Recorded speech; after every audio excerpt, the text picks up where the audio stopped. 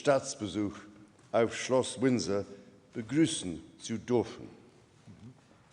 Es kommt mir vor, als wäre unser Staatsbesuch in Deutschland 2023 der erste nach meiner Thronbesteigung, Erstgestern gewesen. Bei diesem Besuch und bei früheren Besuchen haben Sie und Ihre verehrte Frau, meine Frau und mir viel Herzlichkeit gezeigt. Umso mehr freuen wir uns, dass wir Sie hier in Windsor als unsere Gäste begrüßen können. Dies zeigt die besondere Freundschaft, die unsere Länder verbindet. During your visit, or during our visit, you kindly invited me to address the Bundestag in a deeply appreciated gesture of remarkable friendship, as well as visit your world-famous markets, celebrate the spirit of reconciliation under the cross of nails at St. Nikolai Memorial Church, and be shown how you are using green energy in your ports and transport infrastructure. And I'm so pleased, therefore, that your visit in the days ahead to London and to Coventry will carry many of the same themes, recognizing the deeply historic and richly innovative relationship our two nations hold. And of course, this has always been the way from the year 695, when the patron saint of Germany, St. Boniface, crossed the Channel from Anglo-Saxon England to preach the gospel to the Germanic tribes across the Rhine, seen as barbarians by the popes, but to Boniface, his kinsman. To Edith, the sister of Ethelstan, the first king of the United England, who in 959 married the Saxon emperor Otto the Great, later crowned by the Pope in Rome, and described as fearless, charismatic, and intimidatingly hairy. and to Martin Luther, who contributed to the intellectual foundations of the English Church some 500 years later. The bedrock of our relationship has not only been in ideas, but also in trade. Merchants and craftsmen from Dortmund and Cologne, who in 1380 operated the Guild Hall of the Germans in London, which then dominated trade between our nations, and indeed across Europe, for over 200 years. Ahead of tomorrow night and the dinner you will attend at the City of London's own Guildhall, it is wonderful to be joined this evening by business leaders and investors, scientists and creators, representatives of some of the 2,500 German businesses which have made the United Kingdom their home and who personify the modern equivalent of those merchants who came before them. Germany is known the world over for invention and innovation. Siemens' industrial plant in Newcastle is one of many global examples, as is BMW's Mini Cooper plant in Oxford. But even the distinguished representatives of the German automotive industry here this evening, with their cars containing all the latest technology, highest safety, greatest luxury, and new green technologies, would perhaps have looked in awe at you, Herr Bundespräsident, as you traveled this afternoon in the most comfortable and lowest emissions vehicle in the world, the horse-drawn royal carriage. It might only be 6 horsepower, but sometimes a simpler vehicle is all one needs. Football, of course, is another shared endeavour, and I am delighted to see so many of the footballing fraternity around the table with us here this evening. And of course, I use the word shared in the broadest meaning of the word. There was, one has to admit, some element of truth in the famous description of football as a game where 11 people play 11 people, and then, in the end, the Germans win. And, exactly. And with our German friends, as with all of the closest relationships, we celebrate not only our shared characteristics, but also our differences. It can have escaped no one's attention that Germans are considered by many in my country to have a somewhat different sense of humour. But let me assure you, Herr Bundespräsident, British humour is no laughing matter.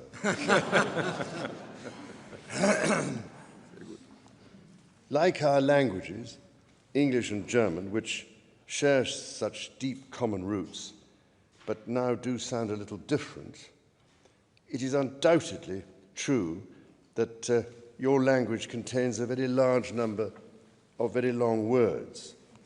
As someone who has spent some time trying to learn a little Welsh, I have some sympathy for the proposition that needless gaps between words are a dreadfully inefficient use of paper.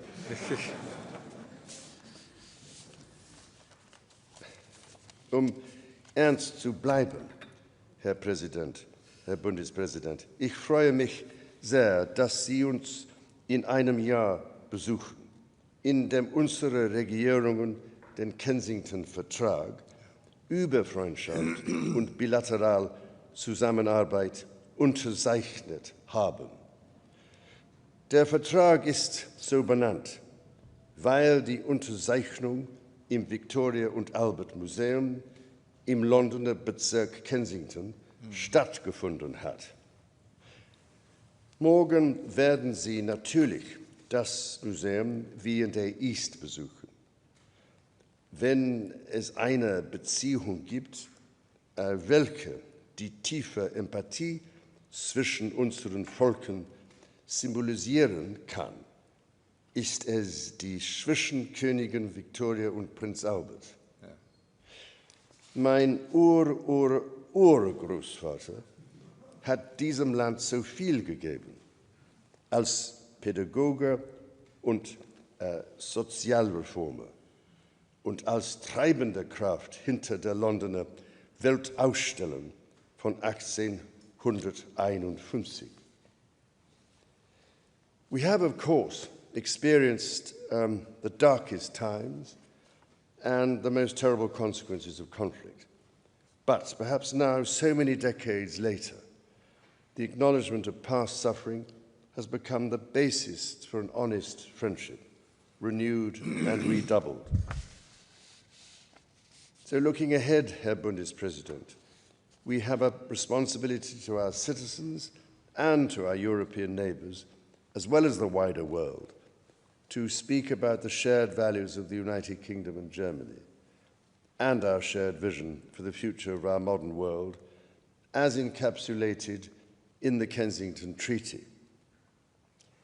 As two of the world's great economies and great powers, and with such intimate understanding of one another, I am confident we will face these challenges together.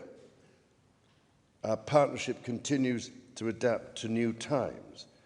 We now find ourselves at the forefront of a global transformation. The search for a way of living that is at once prosperous, humane, and sustainable.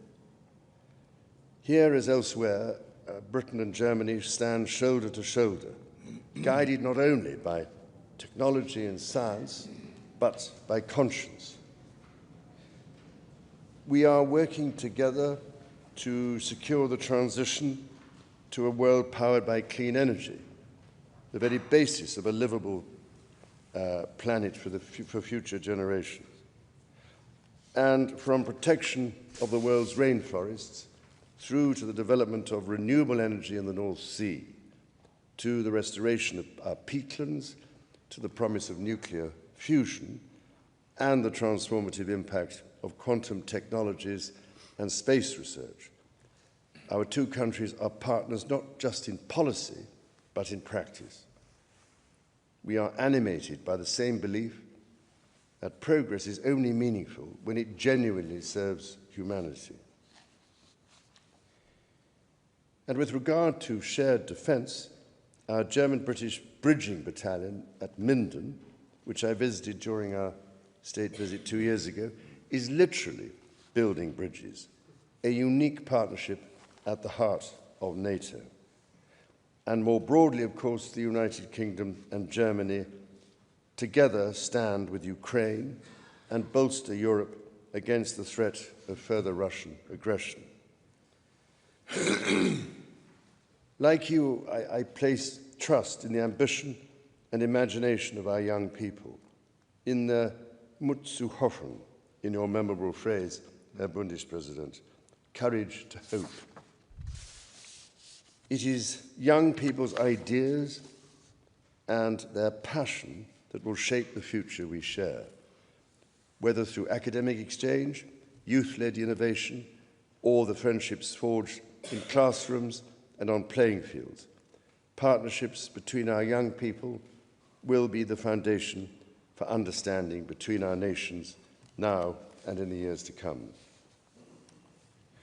Wahrlich, Herr Bundespräsident, haben Sie sich lebenslang für die Stärkung der Demokratie und der Verständigung engagiert, in einem Zeitalter, in dem beide gefordert sind. Es sind 36 Jahre seit dem Fall der Berliner Mauer vergangen, einem entscheidenden Moment in der Geschichte der Menschheit. Die turbulenten Zeiten des politischen, sozialen und technologischen Wandels, die danach gekommen sind, haben unsere Werte auf den Prüfstand gestellt. Viele haben dies als beunruhigend, sogar beängstigend empfunden.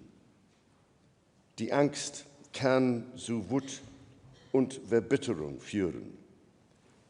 Aber das Vereinigte Königreich und Deutschland sind im festen Glauben an die Demokratie, den Frieden und den Rechtsstaat vereint.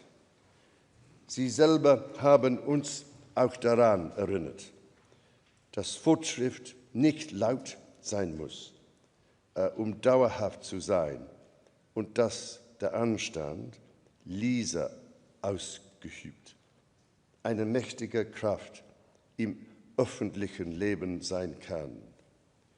Davor gebührt Ihnen unser Dank.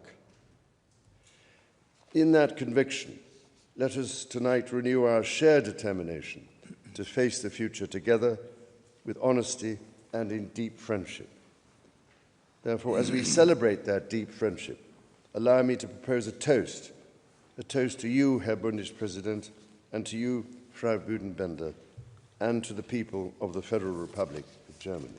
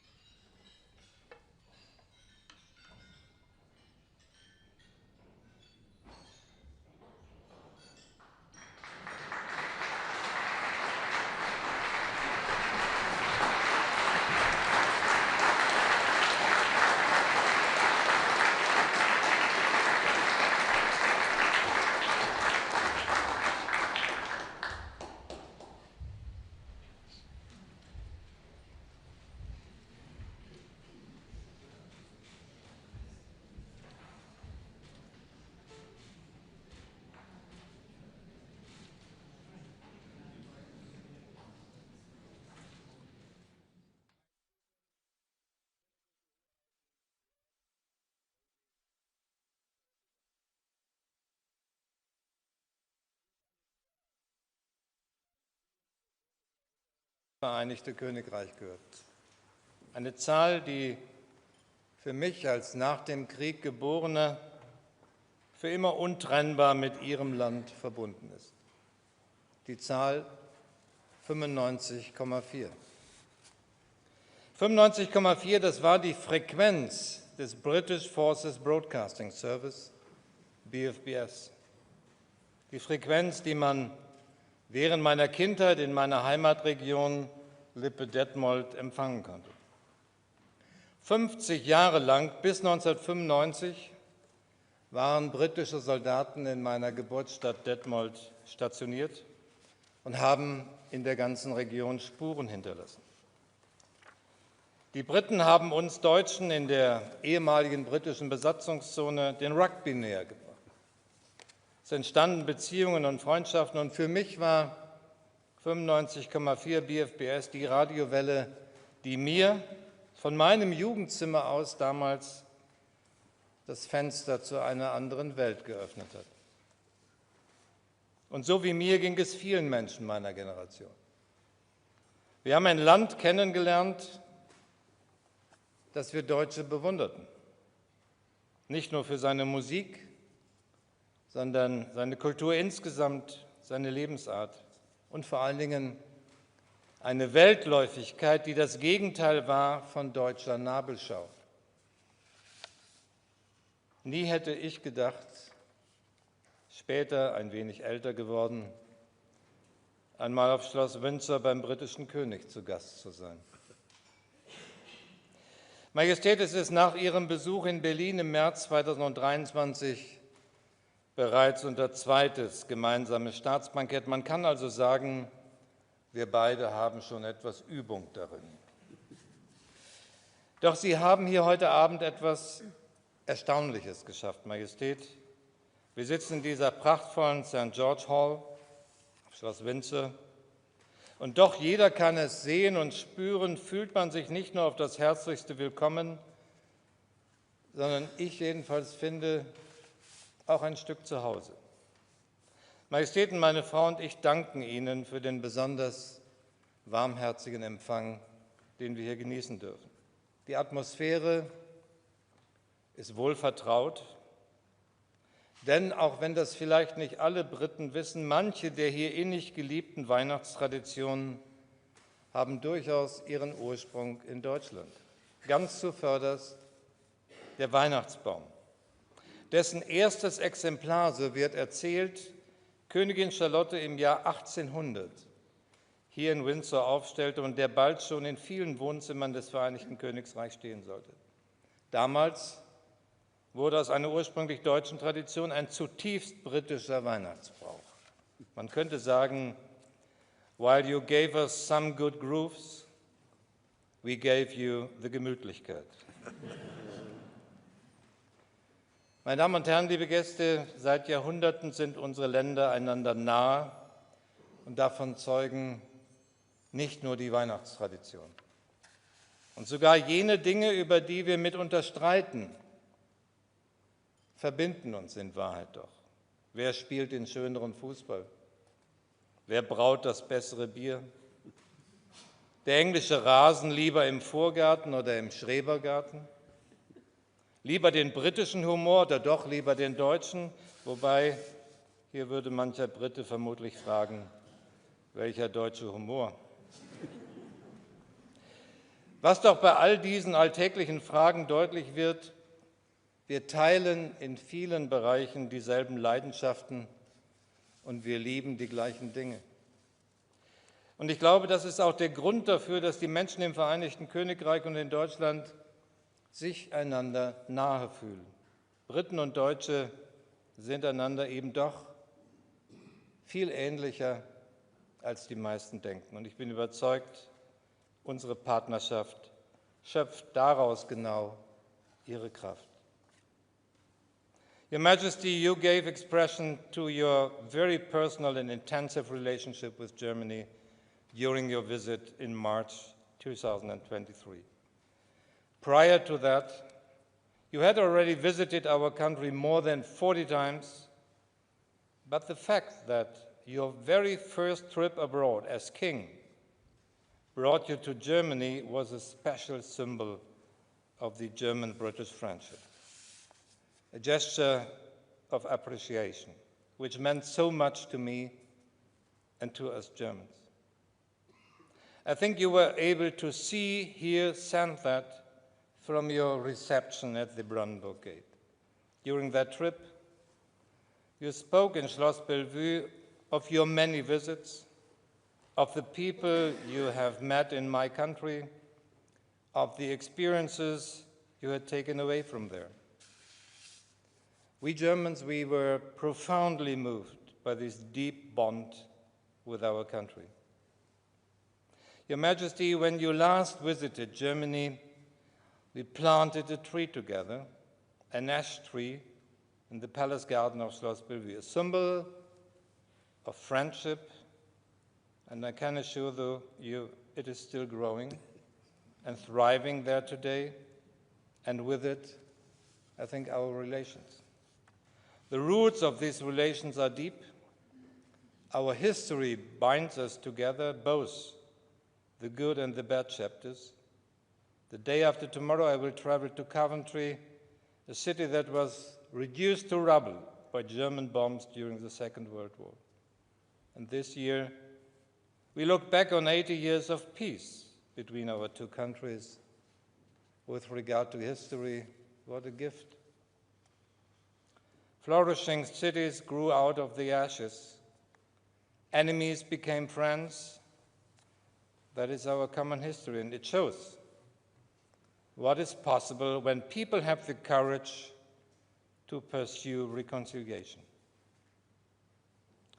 Your Majesty, it is not least you and your family, we have to thank for this work of reconciliation. The Windsors have consistently forged new ties and thereby promoted German-British relations, just as you still do today.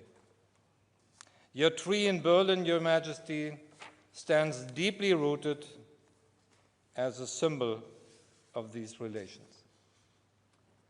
Majestät, meine Damen und Herren, dieser Baum steht auch für ein neues Wachstum unserer Beziehungen. Der Brexit war ein tiefer Einschnitt, aber im Ergebnis haben wir nicht zugelassen, dass diese Entscheidung unsere Freundschaft beschädigt. Der erste Gipfel zwischen der Europäischen Union und dem Vereinigten Königreich seit dem Brexit im Mai war ein wichtiger Schritt, um unsere Partnerschaft neu zu gestalten. Aber auch der Kensington-Vertrag, den unsere beiden Länder im Juli unterzeichnet haben, weist in die Zukunft der britisch-deutschen Beziehungen. Wir wollen unsere Partnerschaft auf eine neue Grundlage stellen. Wir wollen, wenn man so will, die Infrastruktur unserer Beziehungen stärken. Ich will sagen, wir arbeiten zusammen für Sicherheit und Verteidigung, Seite an Seite für ein freies, friedliches Europa, Seite an Seite auch bei der Unterstützung der Ukraine. Und ja, Ihre Majestät, wir arbeiten zusammen in der Energiepolitik und beim Klimaschutz, einem Herzensthema, wie wir wissen, für Sie, Majestät, bei dem Sie seit Jahrzehnten Vorreiter sind. Und wir arbeiten daran, die menschlichen Brücken wieder zu stärken, die der Brexit geschwächt hat. Junge Menschen sollen wieder einfacher zueinander in unseren beiden Ländern finden können. Sie sollen studieren, lernen, arbeiten können, diesseits und jenseits des Ärmelkanals. Sie sollen erleben, was uns verbindet. Gemeinsame Werte, Freiheit und Demokratie. Die Überzeugung, dass wir gemeinsam stärker sind und ja auch gemeinsame Leidenschaften haben, die wir teilen. Majestäten, königliche Hoheiten, Lords, Ladies, verehrte Gäste, bei mir war es damals die Leidenschaft für gute, für moderne Musik auf BFBS 95,4, die mich bereits als Jugendlicher ans Radio fesselte. So sehr, dass es mitunter schwer fiel, spät abends abzuschalten. Wenn man jedoch lange genug wach blieb, hörte man noch damals die Evening Hymn, den Bugle Call, und schließlich spielte die Band der Royal Marines die Nationalhymne. Heute senden Radiosender rund um die Uhr und kaum noch jemand weiß, was ein Close-Down ist. Ich frage mich manchmal, ob das wirklich ein Fortschritt ist. Aber mit der britischen Nationalhymne im Ohr bin ich als Teenager damals oft genug eingeschlafen. Und daran erinnernd bitte ich Sie heute mit den Worten God Save the King, Ihre Gläser zu erheben, auf seine Majestät den König, auf Ihre Majestät die Königin, auf die Freundschaft zwischen Deutschland und dem Vereinigten Königreich, Your Majesty, God Save the King.